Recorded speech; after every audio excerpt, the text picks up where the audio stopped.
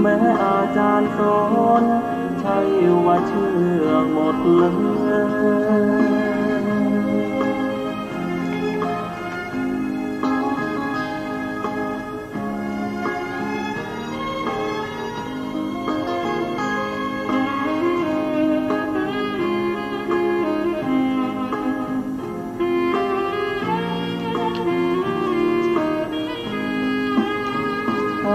ละมาสูตรบทธรรมพระพุทธศาสตร์พระองค์วางว่าหมดจดไม่ให้ไขว้เขวแนวคิดตามเหตุผลปนเปอาจมีโยเยเชื่อไปอาจไม่แน่นอนว่าตรงทฤษฎีของตนเชื่อจนล้นนั้นผิดคำสอนเชื่อรูปลักษณ์นั้นควรสังวรแม้อาจารย์สอน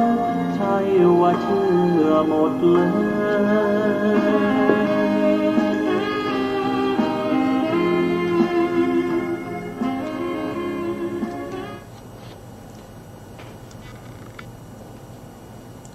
พูดถึงสรณังกัจฉามิธัมมังสรณังกัจฉามิสังฆังสรณังกัจฉามิกราบนมัสการพระมหาเถระพระสังฆาธิการพระเถรานุเถระสวัสดีท่านผู้ฟังและผู้ชมทุกท่านกลับมาพบกับรายการศึกษาพระสัทธรรมเพื่อการพ้นทุกข์ครั้งนี้เป็นครั้งที่4ในเรื่องของ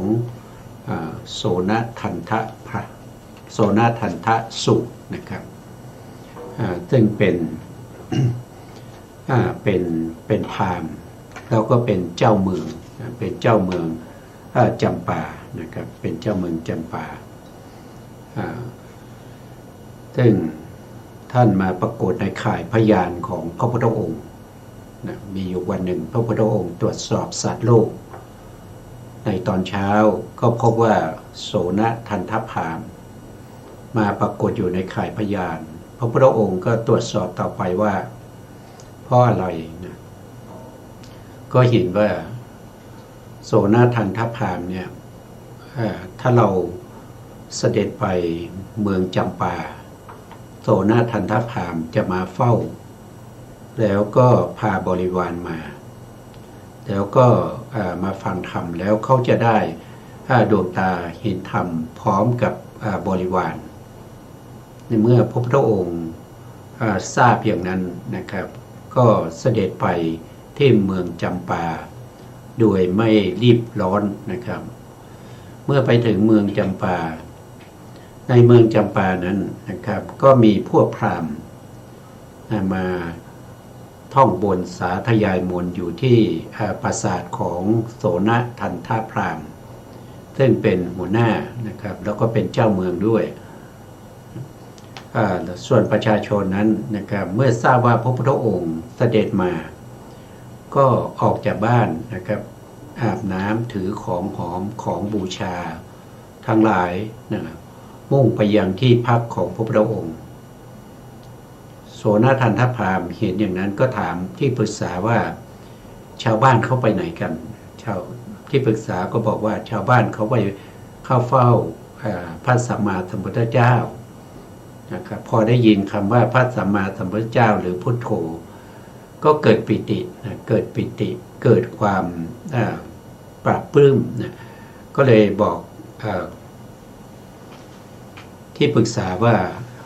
เจ้าจงไปบอกให้แก่ชาวบ้านว่าให้รอก่อนเราจะไปด้วยนะครับส่วนพวกที่มาสาธยายมนต์เป็นพราหมณ์มีความรู้เหมือนกันนะครับมาสาธยายมนต์ที่ปราสาทของโสนทันทพราหมณ์ก็มาห้ามไม่ให้ไปนะครับถ้าไปแล้วจะทำให้เสียชื่อเสียงนะครับเพราะ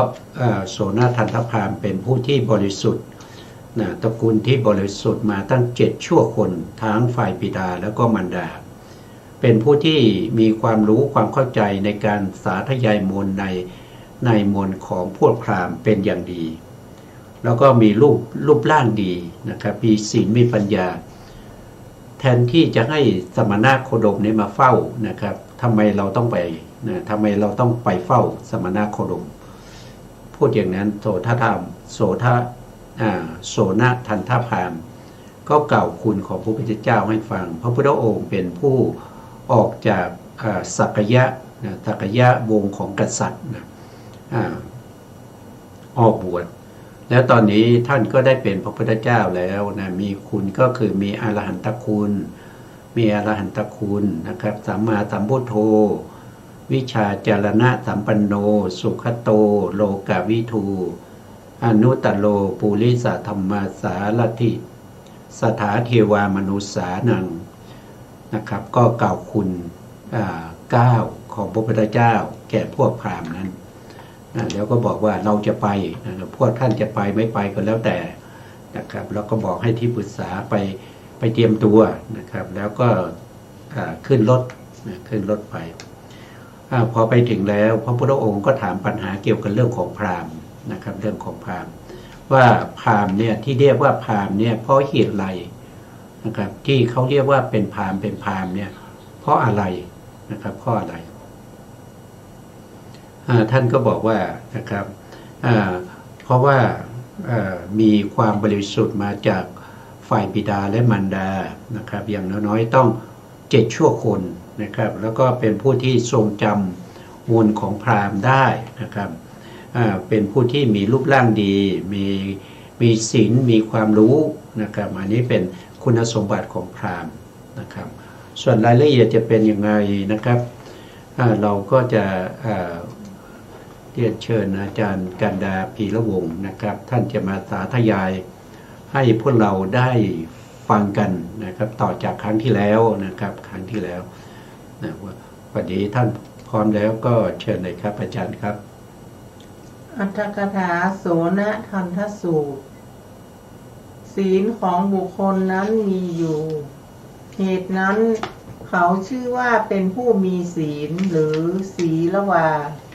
ศีลที่เจริญแล้วคืองอกงามแล้วของบุคคลนั้นมีอยู่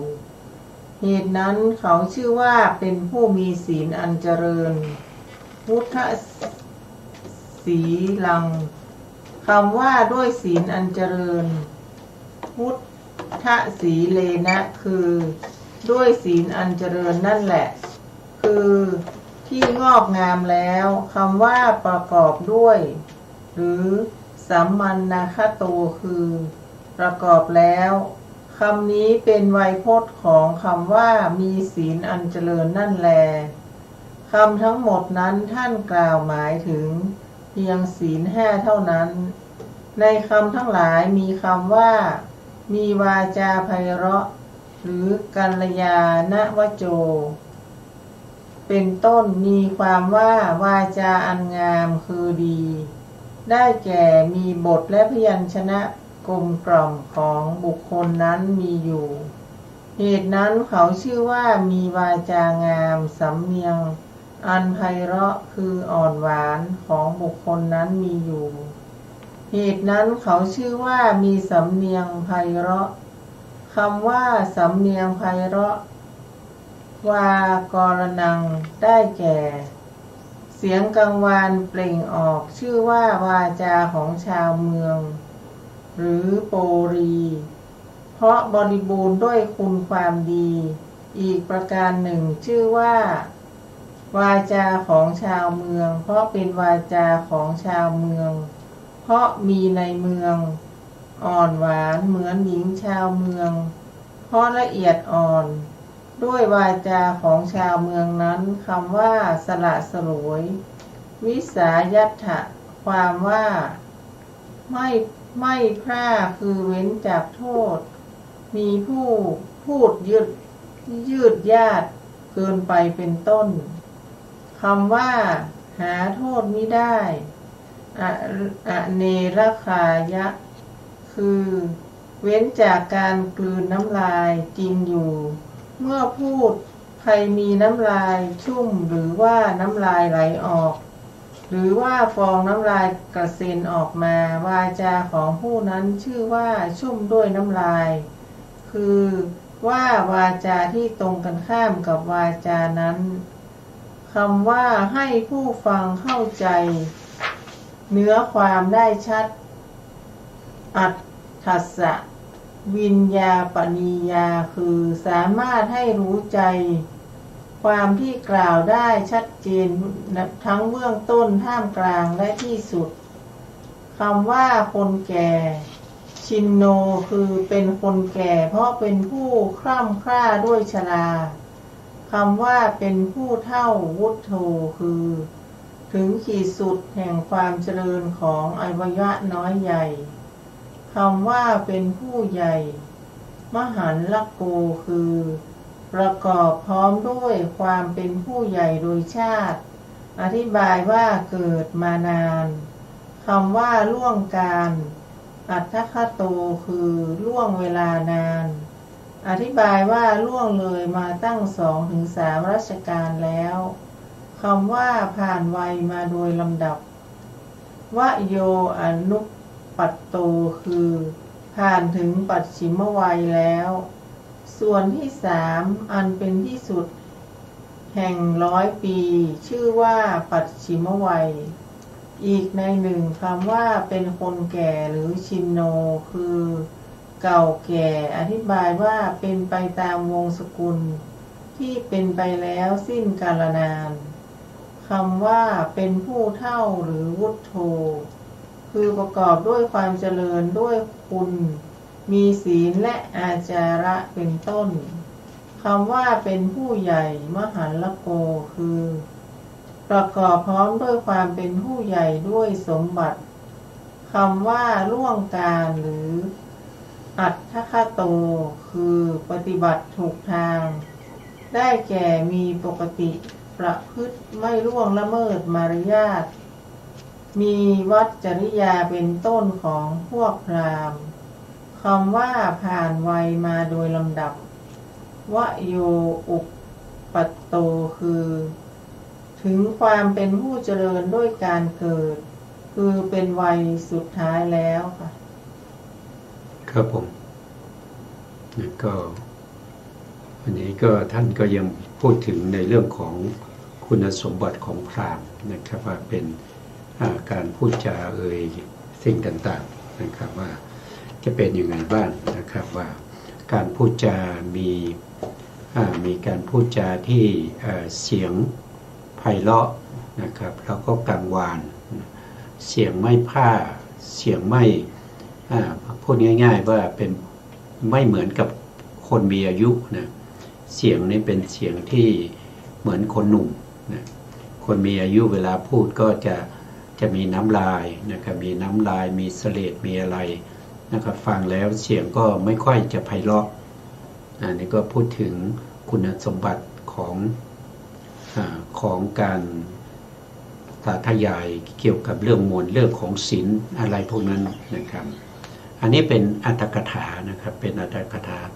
อัตถกถาคือเป็นพระคัมภีร์ที่ลองมาจากพระไตรปิฎกนะเป็นคัมภีร์ที่ขยายความในพระไตรปิฎก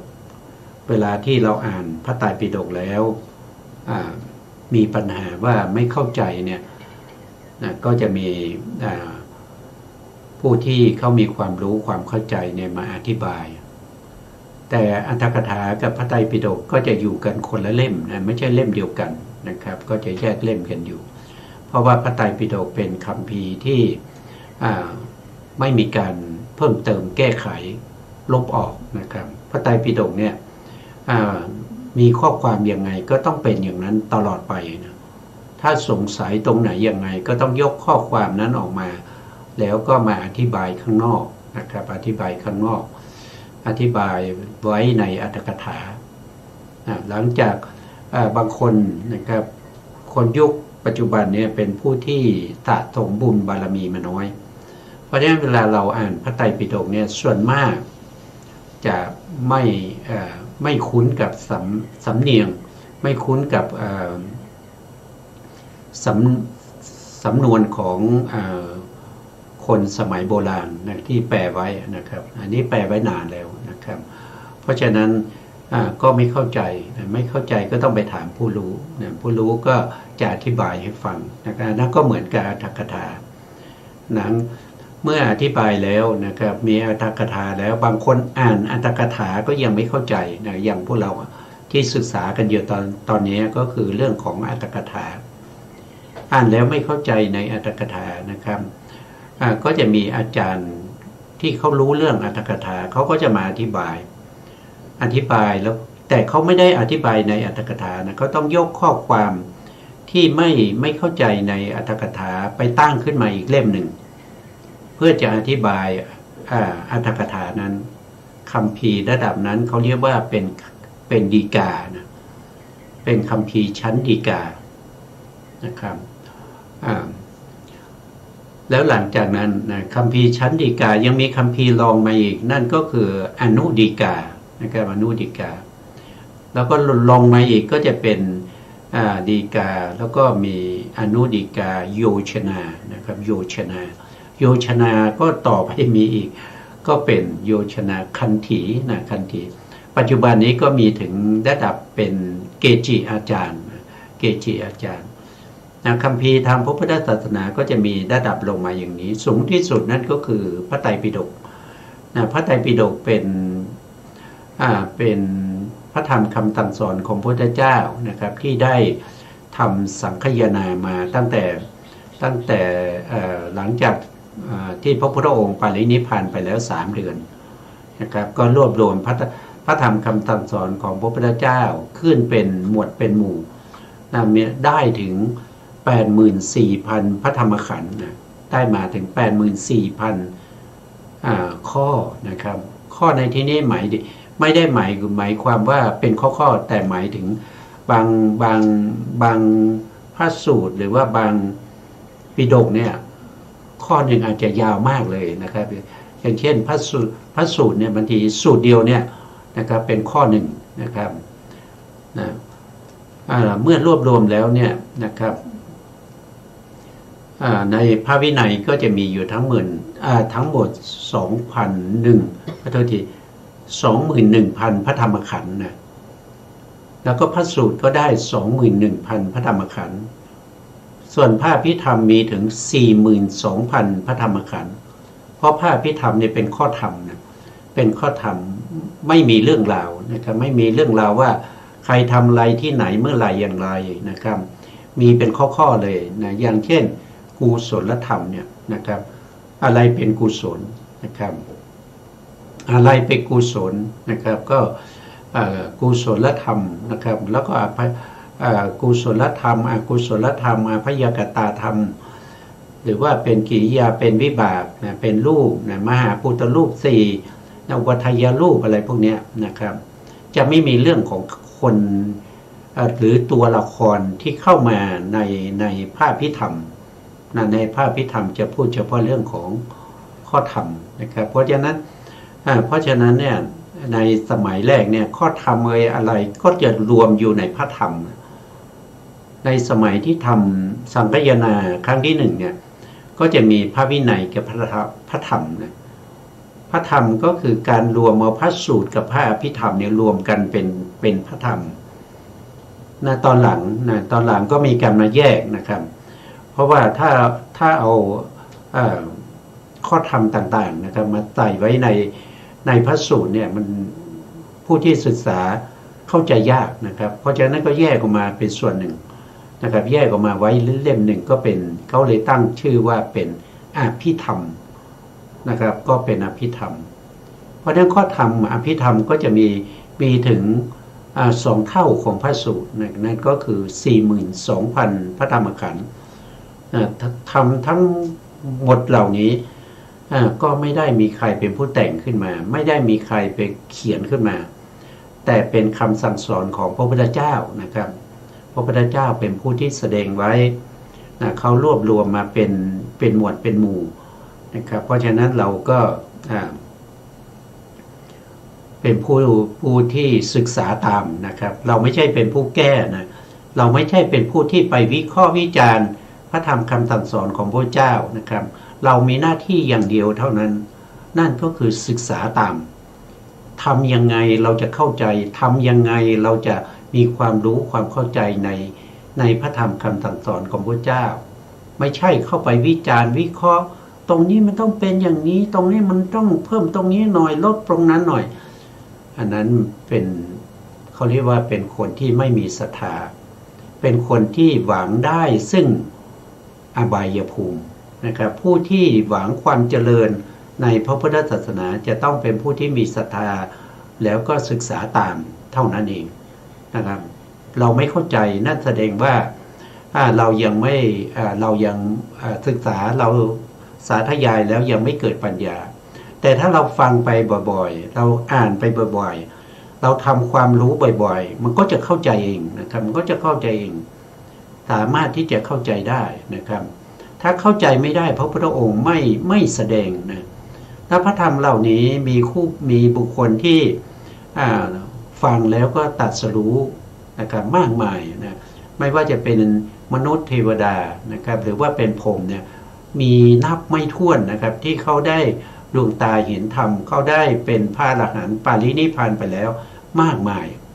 นะครับเราไปชนรุ่นหลังเรามีสติปัญญาน้อยเราไม่ได้สะสมบารมีมาในภพก่อนๆเพราะฉะนั้นเราก็สะสมบารมีไปนะครับเพื่อที่ต่อไปในยุคต่อไปอย่างเช่นพระศรีอริยเมตไตรมาอุบัติเนี่ยเรามีบุญเราได้พบท่านเราได้ฟังธรรมจากท่านเราก็สามารถที่จะตรัสรู้ธรรมตามที่ท่านแสดงไปนะครับตอนนี้ไม่รู้ไม่เป็นไรไม่เข้าใจไม่เป็นไรนะครับฟังเอาบุญไปก่อนนะครับถ้ามีผู้รู้ก็สามารถที่จะสอบถามได้สามารถที่จะพูดคุยกันสนทนากันนะครับเพื่อให้เกิดความรู้ความเข้าใจในพระธรรมเหล่านี้นะครับเพราะฉะนั้นจึงมีในชมรมพุทธศึกษาพระธรรมคำสั่งสอนของพระเจ้านะครับก็มีจัดรายการขึ้นมา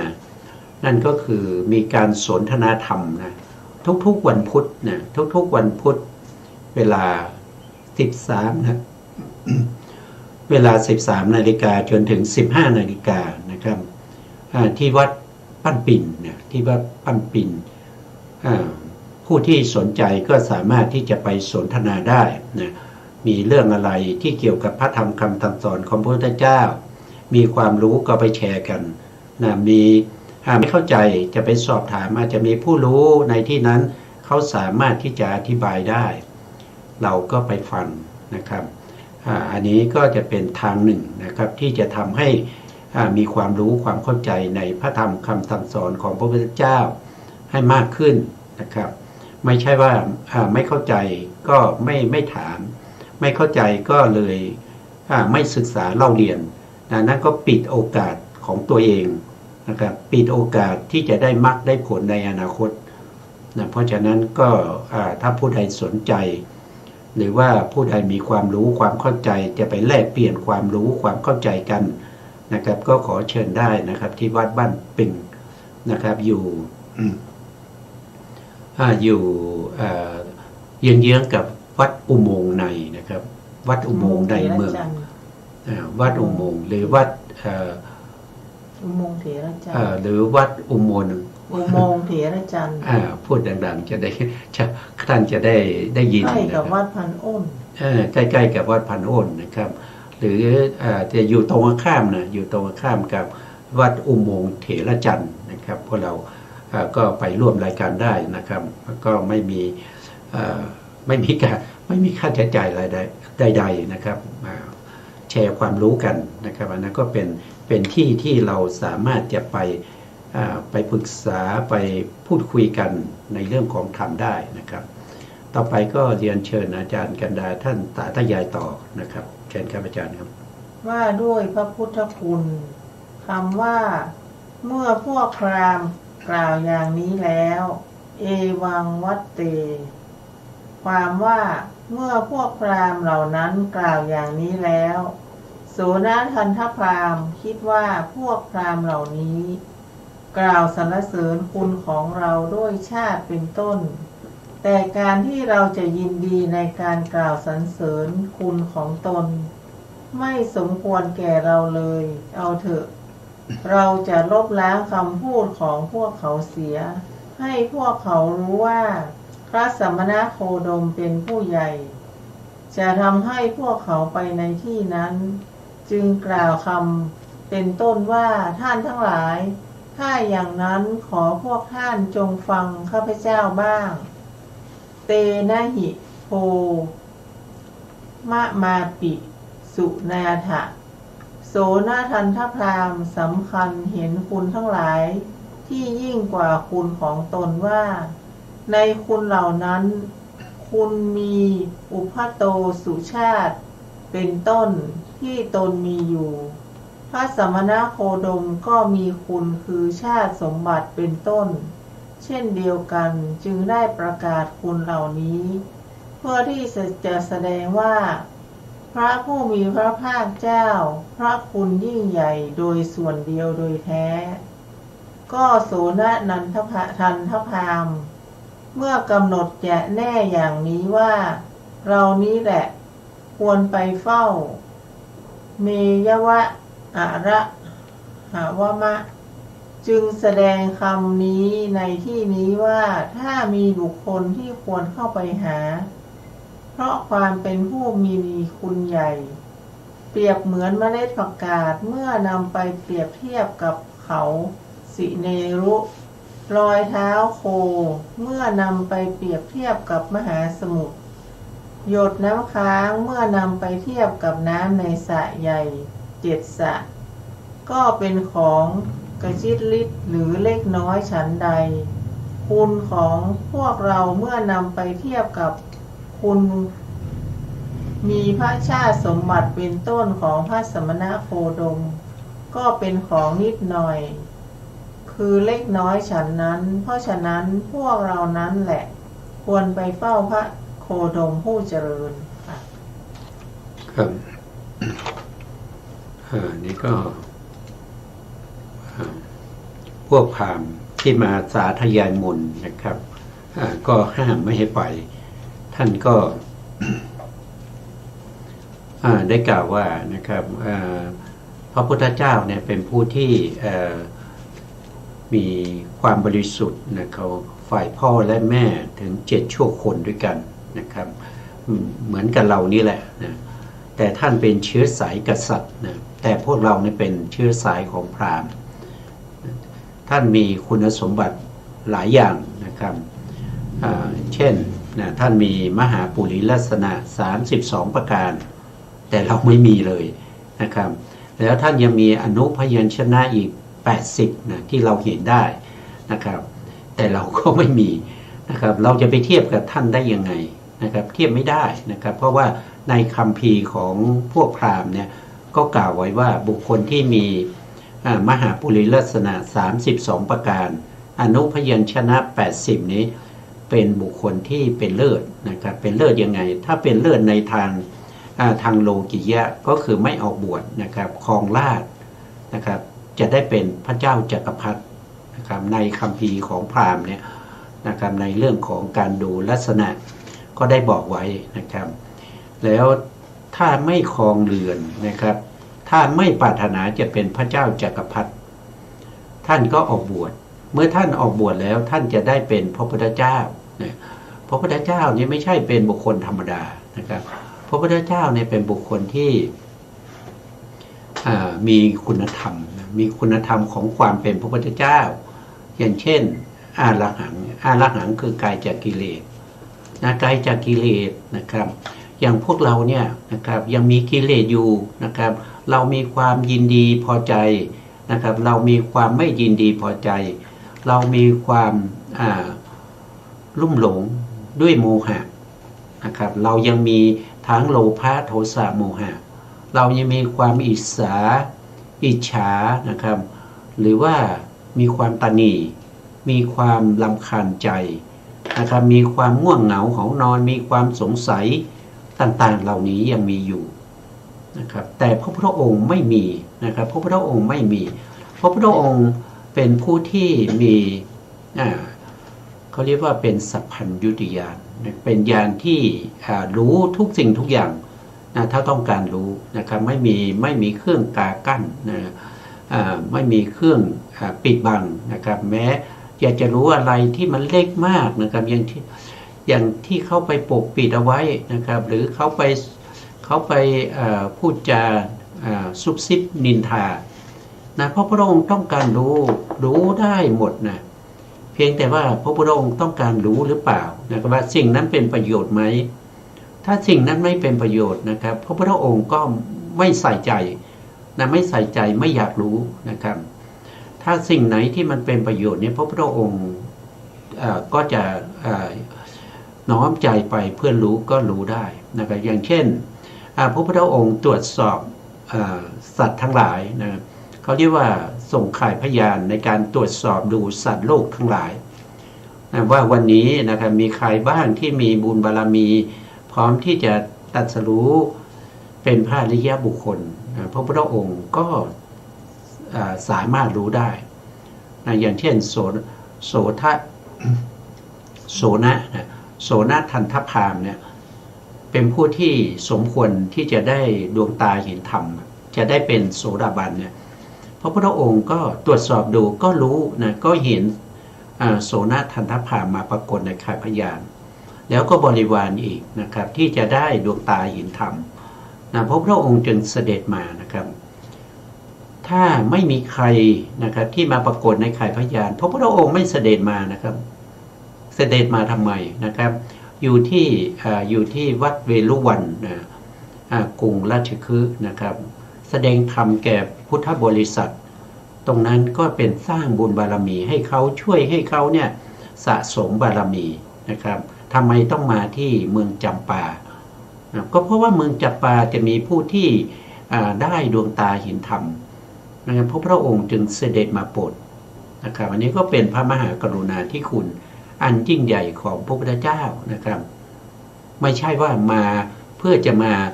ท่องเที่ยวนะครับมาดูเมืองจำปาว่าเป็นยังไงไม่ใช่อย่างนั้นนะ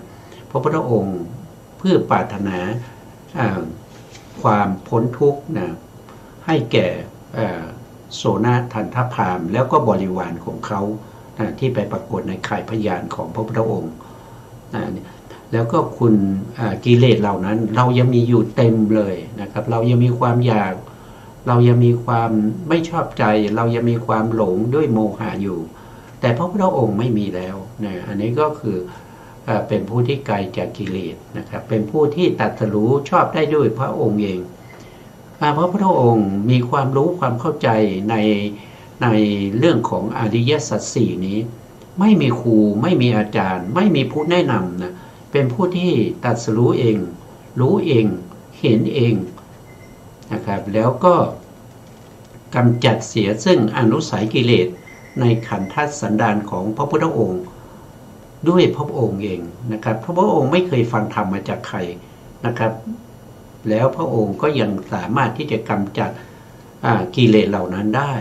นะครับเราเป็นพราหมณ์นะครับเราเป็นพราหมณ์เราเป็นผู้ที่ชาวบ้านนับถือแล้วเรากำจัดกิเลสได้กี่ตัวนะครับเราเป็นอะไรยังเป็นปุถุชนอยู่นะครับอันนั้นท่านเป็นถึงพระอรหันต์อรหันต์ไม่ใช่อรหันต์แบบธรรมดานะครับเป็นถึงอรหันตสัมมาสัมพุทธเจ้านะครับอันนี้ก็โสนะทันทพามท่านก็ได้แสดงถึงคุณของพระพุทธเจ้านะครับจริงๆแล้วเราพูดมันย่อมากเลยนะครับมีมากกว่านี้นะครับแต่ว่าเราจะค่อยๆพูดกันไปนะครับเราจะฟังอาจารย์กันดาท่านจะได้สาธยายต่อนะครับอาจารย์พร้อมแล้วก็ขอเชิญอาจารย์สาธยายต่อครับผมพ่อว่าทรงสละพระญาติหมู่ใหญ่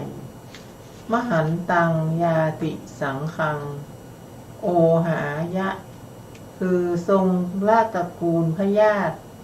160,000อย่างนี้คือฝ่ายพระมารดา80,000ฝ่ายพระบิดา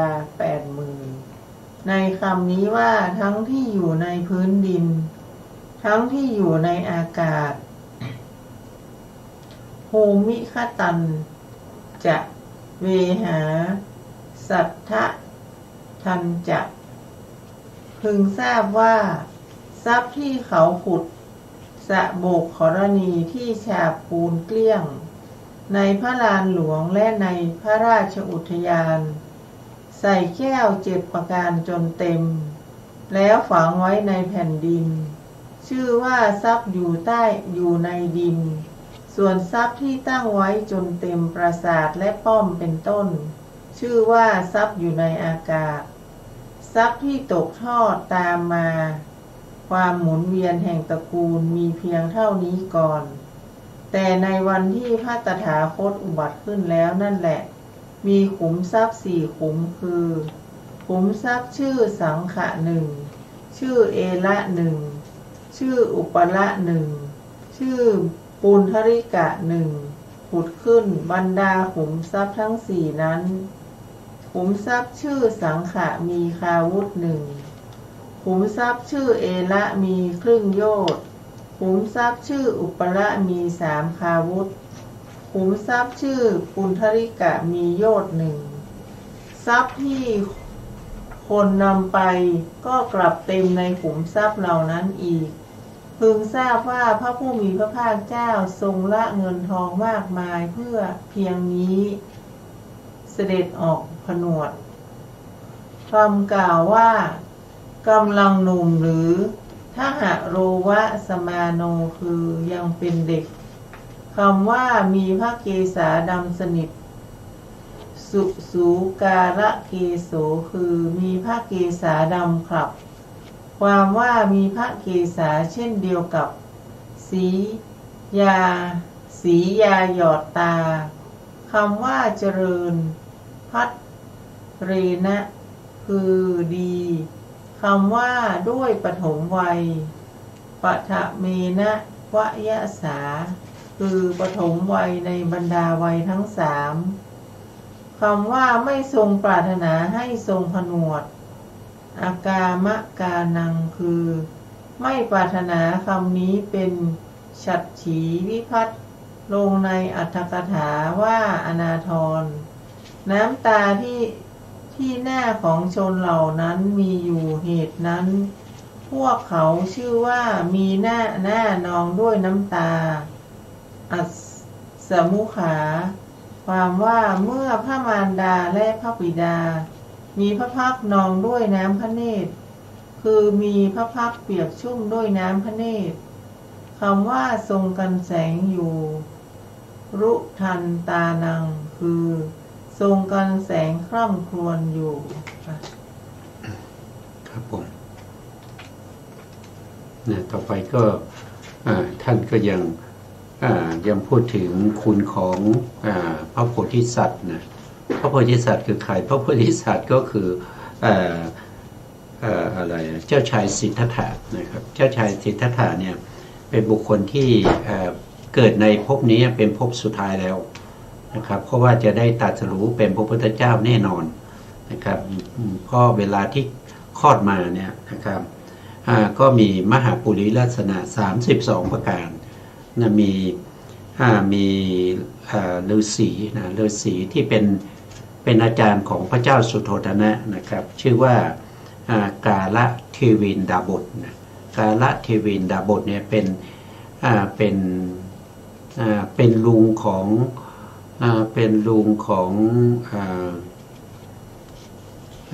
เขาเรียกว่าเป็นอะไรที่จำชื่อไม่ได้ที่เขาปฏิบัติเรื่องของโมนยะนะโมนยะธรรมที่ปฏิบัติโดยอุกิจนะครับแล้วก็ได้เป็นพระอรหันต์นะครับมีอยู่รูปเดียวนะครับในพระพุทธศาสนาของพระสมณโคดมชื่ออะไรจำไม่ได้นะกาละเทวินดาบทเนี่ยนะครับมาเพื่อจะมาชมบารมีของพระโพธิสัตว์นะสิทธัตถะกุมารเมื่อมาถึงนะมาเห็นเนี่ยโอ้ไม่ได้พูดอะไรเลยนะครับพอเห็นปุ๊บเนี่ยรู้สึกว่า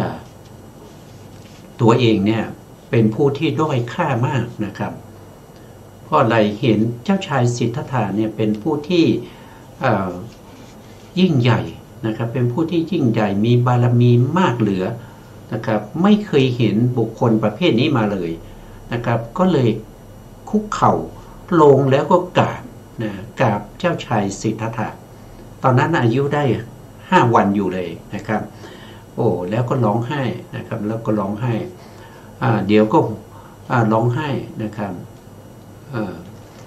เดี๋ยวก็หัวเราะนะครับ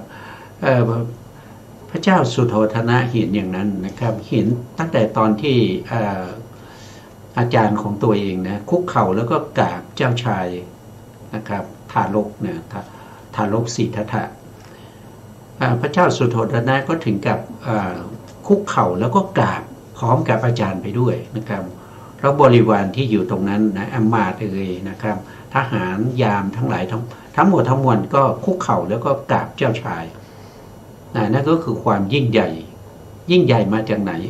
ไม่ใช่มาเพราะการเกิดนะความยิ่งใหญ่เหล่านี้มาจากไหนก็คือมาจากการที่ได้สะสมบารมีมาตั้งแต่พระโพธิสัตว์ตั้งความปรารถนาอยากจะเป็นพระพุทธเจ้าเพื่อจะขนหรือสัตว์ทั้งหลายให้เข้าสู่พระนิพพานใช้เวลายาวนานถึงเท่าไหร่20 อสงไขยแสนมหากัปนะมาครบวันที่ได้คลอดมาเป็นเจ้าชายสิทธัตถะเนี่ยนะครับมาครบแล้วนะครบ20 อสงไขยแสนมหากัปนะกำลังรอที่จะตรัสรู้เป็นพระพุทธเจ้าในภพนี้นะครับพระเจ้าสุโธทนะเห็นอย่างนั้นก็ถามว่าโอ้อาจารย์ทำไมเดี๋ยวร้องไห้เดี๋ยวหัวเราะนะอาจารย์ก็บอกว่านะที่ร้องไห้เพราะว่าเรามันแก่เกินไปแล้วนะครับเราไม่สามารถที่จะมีอายุ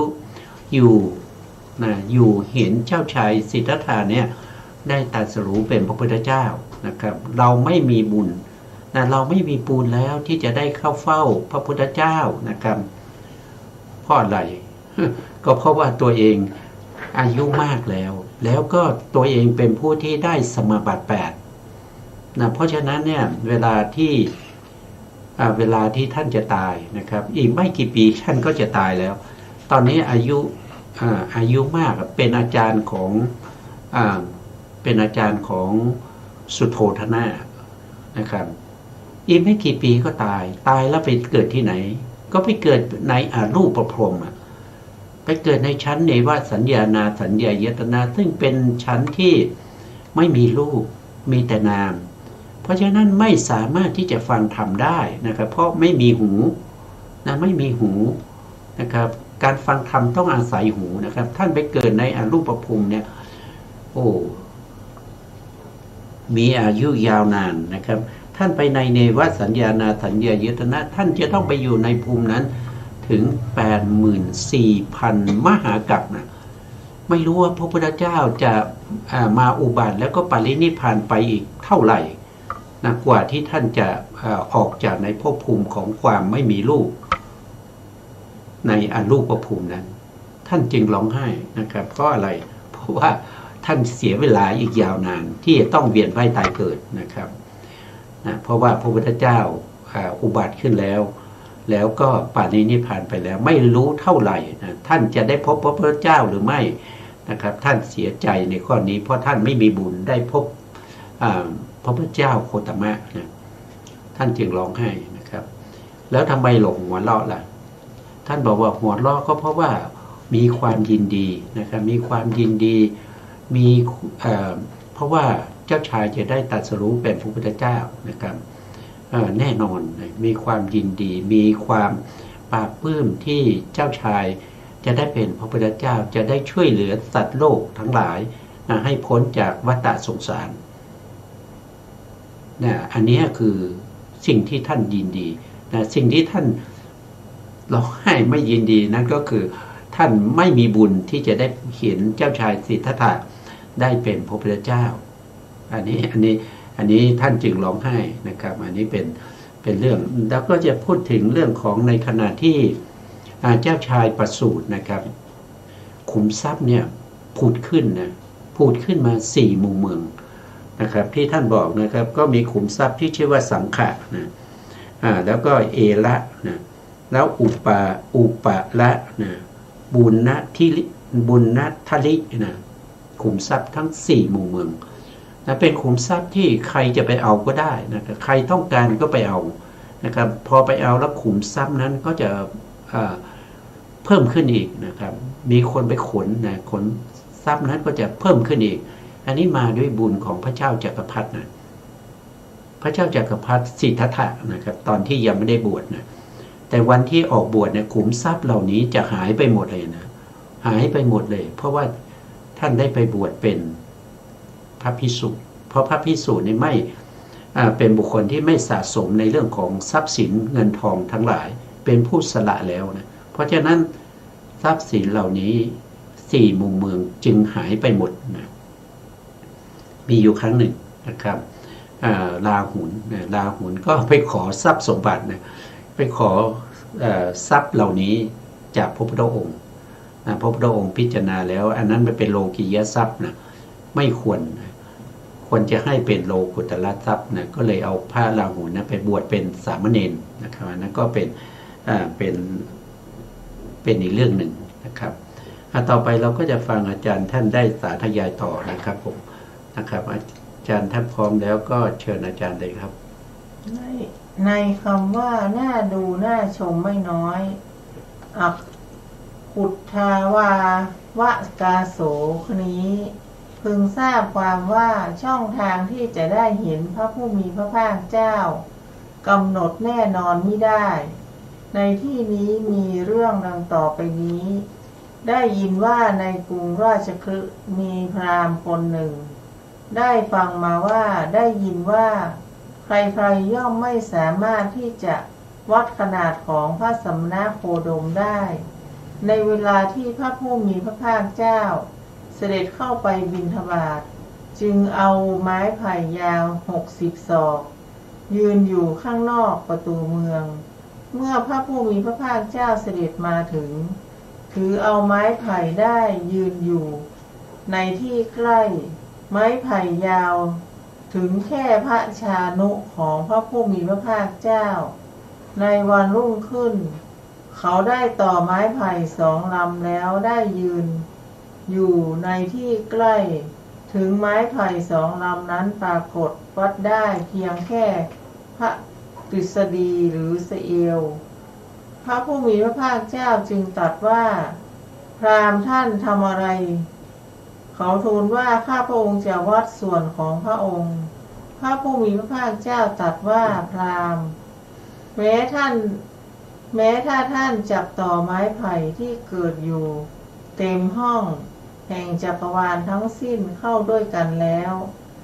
ท่านก็จะไม่สามารถที่จะวัดเราได้เพราะว่าบารมีตลอด4 อสงไขยและแสนกับเราไม่ได้บำเพ็ญโดยประการที่คนอื่นพึงจะวัดเราได้พราหมณ์ตถาคตใครๆจะชั่งมิได้ใครๆจะวัดมิได้แล้วตัดคาถาในธรรมบทว่าเมื่อบุคคลบูชาท่านผู้เยือกเย็นแล้วไม่มีภัยแต่ที่ไหนเช่นนั้นอยู่ใครๆไม่อาจที่จะนับบุญได้ว่าเพียงเท่านี้ค่ะครับก็เป็นเรื่องที่มีคนที่เขาคิดอะไรแปลกๆนะครับมาคิดอยากจะวัดส่วนสูงของพระพุทธองค์นะครับที่อาจารย์ท่านได้สาธยายไปนะครับพระพุทธองค์ก็ตรัสว่านะครับไม่มีใครหรอกที่จะสามารถจะมาวัดส่วนสูงเราได้นะครับแล้วก็ไม่มีใครที่จะมาวัดในเรื่องของบุญบารมีที่เราสะสมมาได้ไม่มีใครนะครับที่จะมารู้และก็เข้าใจในคุณของพระพุทธเจ้านะว่ามีเท่าไหร่อย่างไรนะครับท่านบอกไว้นะครับท่านบอกไว้ว่าผู้ที่จะรู้คุณของพระพุทธเจ้าเนี่ยต้องเป็นพระพุทธเจ้าด้วยกันนะครับบุคคลอื่นเนี่ยไม่สามารถที่จะพรรณนาคุณของพระพุทธเจ้าได้ให้หมดไปได้นะ แม้กระทั่งพระสารีบุตรนะสารีบุตรก็สร้างบารมีมาเหมือนกัน1 อสงไขยแสนมากกับก็ยาวนานนะครับแต่ของพระพุทธองค์4 อสงไขยแสนมากกับแม้แต่พระสารีบุตรก็ไม่สามารถที่จะพรรณนาคุณของพระสัมมาสัมพุทธเจ้านะครับให้หมดไปได้พระพุทธองค์ได้ตรัสไว้นะครับตรัสไว้ว่ามีชายคนหนึ่งนะเกิดมานี่มี100 หัวนะหัวหนึ่งมีปาก100 ปากนะครับตั้งแต่เกิดมานะครับสาธยายแต่คุณของพระพุทธเจ้าไม่ต้องทำอะไรนะให้พูดแต่คุณของพระเจ้าตลอดไปตั้งแต่เกิดจนถึงตายนะครับในระยะเวลาถึง1 กัปเนี่ยก็ยังไม่สามารถที่จะพรรณนาคุณของพระพุทธเจ้าให้หมดไปได้นะบุคคลที่จะพรรณนาคุณของพระพุทธเจ้าให้หมดไปได้ต้องเป็นพระพุทธเจ้าเหมือนกันนะครับพระพุทธเจ้าในอดีตเท่านั้นหรือว่าพระพุทธเจ้าที่จะมีมาในอนาคตเท่านั้นที่สามารถที่จะรู้คุณของพระพุทธเจ้าว่ามีเท่าไหร่นะบุญมีเท่าไหร่นะครับได้สร้างอะไรมานะครับถึงได้เป็นพระพุทธเจ้านะครับอันนี้เป็นสิ่งที่เราไม่ควรที่จะสงสัยเขาเรียกว่าเป็นสิ่งที่ไม่ควรสงสัยเป็นสิ่งที่ไม่ควรที่จะทำแบบนั้นนะครับเพราะว่ามันไม่มีโอกาสที่จะรู้ได้นะครับอย่างเช่นอย่างเช่นการเวียนว่ายตายเกิดเนี่ยนะเราเริ่มต้นเนี่ยเราเริ่มมีการเกิดครั้งแรกตรงไหนอย่างเนี้ยไม่มีใครบอกได้นะแม้แต่พุทธญาณยังไม่บอกเลยนะพระพุทธองค์ก็ยังไม่บอกเลยว่ามนุษย์เราเริ่มมาตั้งแต่เมื่อไหร่สัตว์ทั้งหลายเวียนว่ายตายเกิดมาตั้งแต่เมื่อไหร่เนี่ยไม่ได้บอกไว้นะครับไม่ได้บอกไว้นะเพราะว่าพระพุทธองค์มีคนถามเหมือนกันนะครับพระพุทธองค์ก็บอกว่าการที่เธอจะไปรู้สิ่งนั้นมันเสียเวลานะครับมันเสียเวลาที่จะรู้นะครับสิ่งที่ควรจะรู้นั่นก็คืออริยสัจสี่นะครับต้องรู้ว่าอะไรคือทุกข์นะครับอะไรคือทุกข์แล้วก็ทุกข์นี้มีไว้ทำไมในเรื่องของอริยสัจสี่ทุกข์นี้มีไว้เพื่อกำหนดรู้นะมีกำหนดรู้ว่าอะไรเป็นทุกข์นะครับความเกิดเป็นทุกข์ความแก่เป็นทุกข์ความตายเป็นทุกข์นะครับโสกะปริเทวทุกขโทมนัสทั้งหมดทั้งมวลเป็นทุกข์ปรารถนาสิ่งใดแล้วไม่ได้สิ่งนั้นเป็นทุกข์พลัดพรากจากสิ่งที่เป็นที่รักที่พอใจก็เป็นทุกข์ประสบกับสิ่งที่ไม่เป็นที่รักที่พอใจก็เป็นทุกข์สรุปแล้วพระพุทธองค์ตรัสว่าอุปทานขันธ์ห้านะครับเป็นตัวทุกข์อุปทานขันธ์ห้าก็มีรูปขันธ์นะรูปขันธ์ที่เธอยึดมั่นว่าเป็นเราเป็นของเรานั้นมันเป็นตัวทุกข์นะเวทนาขันธ์นะครับที่ยึดมั่นว่าเราสุขนะเราทุกข์อันนั้นแหละมันคือตัวทุกข์นะสัญญาที่เป็นความจำได้บ้างไม่ได้บ้างนะครับยิ่งแก่เลอะเลือนไปทุกวันนะครับจำอะไรไม่ค่อยได้ทำแล้วก็จำไม่ได้ทำก็ว่าทำอันนี้มันก็เป็นทุกข์สังขารนะสังขารนะครับการระลึกถึงสิ่งบางอย่างไม่ได้นะจำไม่ได้นะว่าตอนเช้ากินข้าวกับอะไรนะตอนเย็นเราจะกินอะไรก็นึกไม่ออกนะครับจำไม่ได้นะครับพรุ่งนี้นะเมื่อวานนี้ทำอะไรบ้างก็จำไม่ได้ก็เป็นทุกข์นะวิญญาณก็คือตัวรู้นะครับรู้อะไรรู้แต่สิ่งที่มันไม่ควรรู้นะมันไม่รู้สิ่งที่ควรรู้นะสิ่งที่ควรรู้คืออะไรก็คืออันนี้ทุกข์อันนี้เหตุให้เกิดทุกข์อันนี้เป็นที่ดับทุกข์อันนี้เป็นข้อปฏิบัติให้ถึงความดับทุกข์เนี่ยไม่รู้อ่ะไม่รู้ไปรู้อะไรก็ไม่รู้นะครับไปรู้อะไรไปรู้ในเรื่องของสิ่งที่ไม่ควรรู้นั่นก็คือยินดีพอใจรู้ในเรื่องของรู้เพลงนะร้องเพลงได้ดีไม่ดีนะครับความเป็นอยู่คนนั้นเป็นอย่างนี้คนนี้เป็นอย่างนี้มัน สิ่งเหล่านี้มันไม่ได้เกื้อประโยชน์แห่งการหลุดพ้นไม่ได้เกื้อประโยชน์ให้เกิดความพ้นทุกข์นะครับเป็นสิ่งที่พระพุทธองค์ตรัสว่าเป็นเดรัจฉานคถาเป็นสิ่งที่ไม่ควรคุกคีไม่ควรเข้าไปส่องเสพนะครับมันเป็นอะไรก็เป็นสัมผัสปรปะนะครับก็คือสิ่งที่มันไร้สาระนะมันไม่มีสาระทั้งหมดทั้งมวลนี้พระพุทธองค์ให้เรารู้ในเรื่องของหนีทุกขสัตว์หนีทุกขานิโรธหนีข้อปฏิบัติให้ถึงความดับทุกข์นะครับอันนี้เป็นเรื่องที่พระพุทธองค์ทรงแนะนำภิกษุทั้งหลายอยู่เป็นประจำนะครับอาจารย์ครับวันนี้เวลาใกล้หมดแล้วครับผมนะเวลาหมดแล้วครับผมสุดท้ายนี้นะครับก็ขอกราบขอบคุณพระครูสมุทรวิศวัตรวรกิจโจผู้อำนวยการสถานีวิทยุเพื่อการศึกษาพระพุทธศาสนาและวัฒนธรรม FM 104.5 เมกะเฮิรตซ์วัดฝายหินจังหวัดเชียงใหม่และขอกราบขอบคุณพระครูปริยัติยานุศาสตร์ขอบคุณท่านผู้การธนัทเดชะและขอบคุณท่านผู้ฟังและผู้ชมทุกท่านนะครับที่ให้เกียรติติดตามในรายการศึกษาพระสัทธรรมเพื่อการพ้นทุกข์วันนี้เวลาหมดลาไปก่อนนะครับพบกันใหม่ในโอกาสต่อไปครับสวัสดีครับสวัสดีค่ะ